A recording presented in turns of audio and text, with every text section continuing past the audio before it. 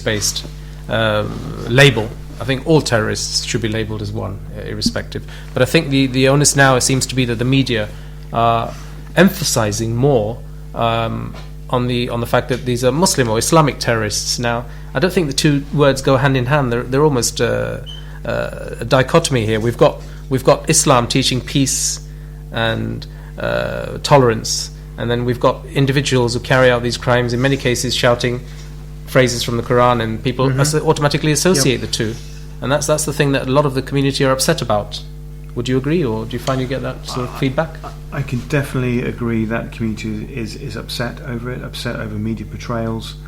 But at the same time, there is the fact that some people who are committing terrorist acts are self-identifying themselves as Muslim and pledging allegiance to organisations such as IS. So it's difficult to. I completely get the offence that causes in relation to, a wonderful religion and a peaceful religion, to the billions of people who practice it peacefully, and the misrepresentation of that. But the difficulty is that a tiny minority are saying this is their version of Islam. Correct. I mean, there's always going to be that. But words like extremism and terrorist activities and fundamentalism didn't exist 10, 15 years ago. A lot of it has obviously been born out of maybe frustration or wanton anger from political and far-right extremists. These are sort of things which are difficult to sort of pinpoint and get to the bottom of. They are, and there have been difficulties, legally defining what extremism is, and I hear the arguments that values change over time in society, and extremists, what would have been regarded extreme a few decades ago, is now mainstream. So I understand that. I'm kind of less concerned over the labels and more concerned over the behaviours. So my job is getting referrals. So a referral is when somebody is concerned about an issue, picking up the phone and speaking to my team. Right. And I guess in some ways we're not thinking, extremist, radical like that. We're looking, is that behaviour really risky? So if there are young kids at school sharing beheading videos, let's say, correct. Does that mean they're on the track to being a terrorist or not? I would say probably not. But should we as a society be doing something about it? Yes, I think we should. We should be, educating them, educating their parents, ensuring they're not damaged by what they've exposed themselves to. So when we kind of attach ourselves to labels like extremism, I almost think it's not helpful. It's kind of, let's actually look at the behaviour in the context of it, understand it, and do what we can to reduce the risk to that individual and potentially others. Agreed. I mean, I ironically, I did a little lecture a few weeks ago on the evils of the internet and social media, and how information is so easily available. And I think to these warped, twisted minds, this sort of information is readily available online. Surely it should be something to these tech giants to actually look into and say, well, hang on a minute, these sort of sites and information portals are not something that we should be having. It's an ongoing debate and struggle, isn't it? There is different sides of the political debate are saying, excuse me, that's my radio, I think. No, that's fine. That the tech giants, as you say, and people from in politics say perhaps the state has too much power and shouldn't be intrusive. On the other hand, you have instances where the government is frustrated that it can't conduct thorough investigations by finding out how people are using modern technology. I mean, this leads me on to the question of WhatsApp. Now, Masood actually sent a WhatsApp text 2 minutes before he perpetrated the crime.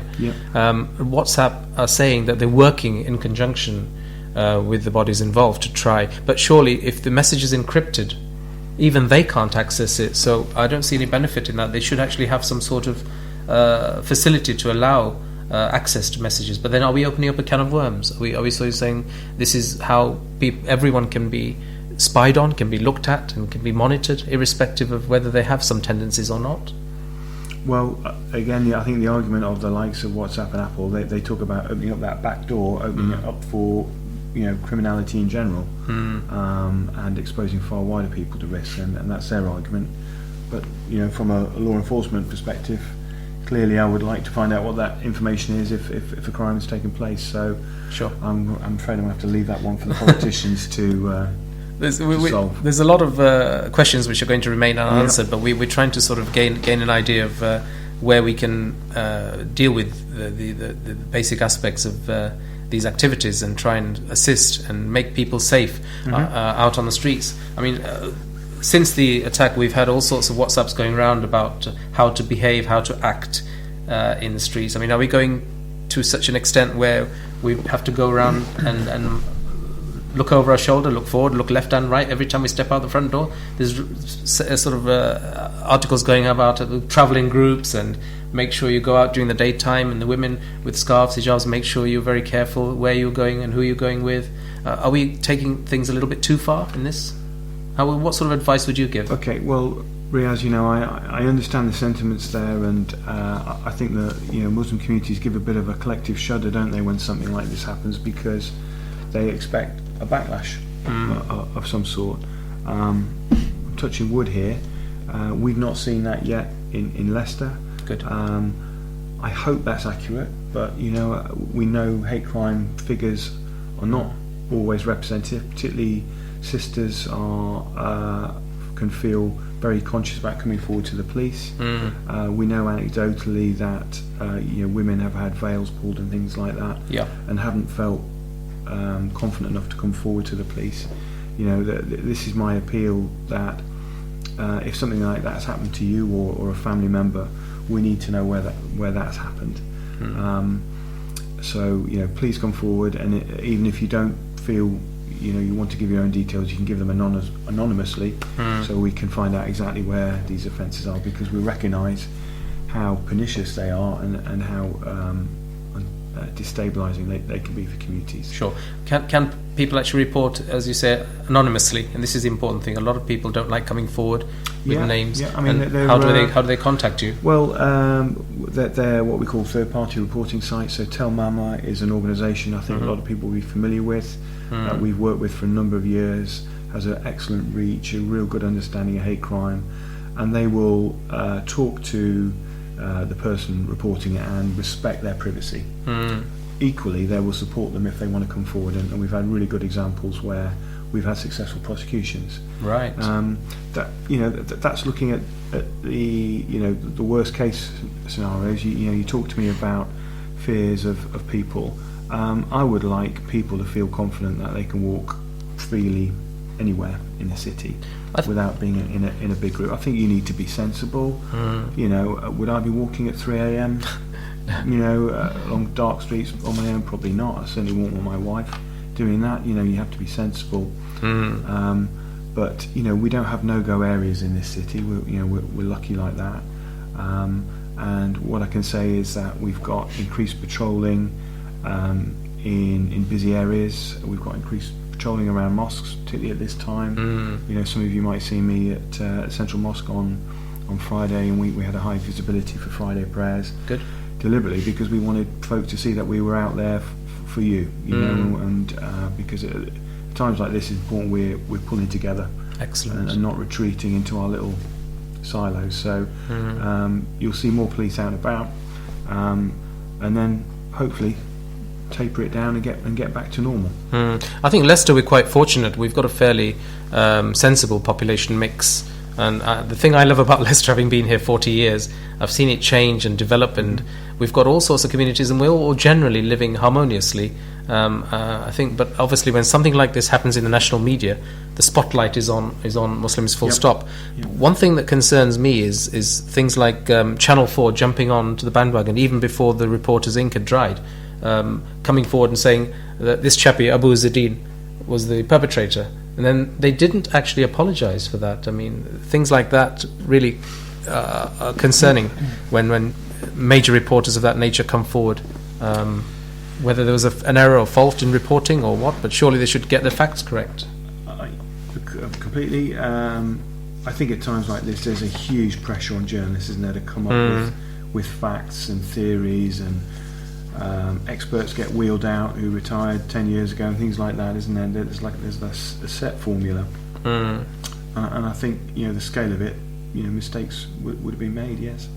Okay, so anyway, brothers and sisters, anyone listening on WhatsApp, can we have a thumbs up, please? I think you've all gone to sleep. Anyone listening out there, please, can we have a thumbs up? And can we have any questions for Inspector Bill here? You're welcome to put a question on Facebook or to call in on the number on Leicester 46222506, or text or WhatsApp on 07510 769997. Feel free to share this video with all your colleagues and friends. You're listening to MI Radio, munadalislamradio.co.uk. So we're just talking with Inspector Bill Knopp here about the current situation with the issues with terrorism, and in light of the current events with Khalid Masood, and the after effects and consequences that the Muslim population and the population in general are having to suffer from. Because obviously any act of terrorism, irrespective of religion, is not acceptable. And I think we've had these instances in the past. But I want to talk a little bit about apologizing for events of this sort of nature. I think what I've found is, and I'm speaking just on my own as a personal opinion, a lot of the bodies which represent Muslims are very quick to come forward and condemn these actions. Condemn these actions immediately. Why should there be a need to apologize? Because there's an automatic association there, guilt by association, that once you start to apologize for an event, then you are of that community and you are apologizing on behalf of that community. Turning the clock back, did the IRA, Irish people apologise for the London bombings in 1973? No. Do Christian people complain about, sympathise and apologise for any Christian-based terrorist activities? No. So I don't think these are in our best interests when you've got large bodies coming forward and very quickly apologising and putting out press releases. I don't know, what's your view on that? Well, I don't think I saw any apologies. I might be misremembering, but I saw Muslim Council of Britain came out with a very strong statement which condemned it. Now condemned isn't apologising, is it? It's saying this was an awful attack on the heart of democracy, innocent people killed, all that kind of stuff. Came out very early with that, and I remember that coming out, thinking, actually, wow, that's really quick. It's come out really powerfully. There wasn't an apology. There wasn't. Okay, maybe there was nothing to apologise for. Correct. But I think we've got to think about the audience, and there are people who live sheltered lives, aren't exposed to different cultures, who will see this and be concerned and draw conclusions and wrong conclusions. And I think the messages from the Muslim Council of Britain are probably not there for you and the people of Leicester, are for the people out in the shires and the less diverse areas of this country who are worried to see there is somebody completely distancing themselves from this misrepresentation of their faith. So it's more condemnation than apologies, I think, in that respect. I saw the same as you. I saw lots of social media comments saying, who's going to be the first Muslim organisation to apologise, that kind of stuff. I didn't think I saw one saying, we're sorry for this. It was, this is an awful attack, and heartfelt sympathies going out. Anyway, brothers and sisters, come on, let's have some feedback. Anybody on Facebook today? We normally get a little bit of response. I think this is a very important topic we're discussing here with Inspector Bill Knopp from Leicestershire Constabulary and myself, Riaz Jassat. We're talking about terrorism in the light of current events and how we need to react as a community, and where we can actually look for help and assistance. We've talked about the Prevent scheme that you're a part of, how to contact through the third-party leads. We've had a little chat about the makeup of a terrorist, but it's very difficult to actually find out and sort of weed out these terrorists, even though they may be been on the periphery. It's obviously caused a little bit of a an issue in the community, and there's a lot of hot topics going on, discussions going on. So I'm sure there's a lot of people who've got things to say. Anybody with a comment, please.